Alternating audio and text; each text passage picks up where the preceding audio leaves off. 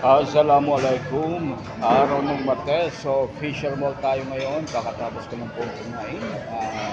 Ilang tanghalian para makainom po ng gamot para sa kalusugan. At syempre, nandito po tayo sa Fisher Mall. Nakatapos ako kumain. By the way, may kwento ko lang po.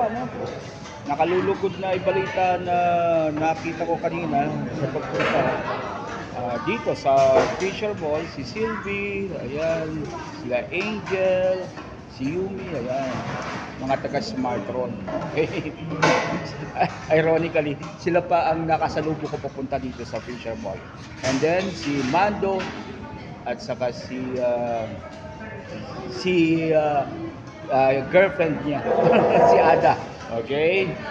And mga kaibigan, nagpakita lang ako sa inyo, nagpaalam. Once again, Rolly the Voice Aquilabon. Ciao!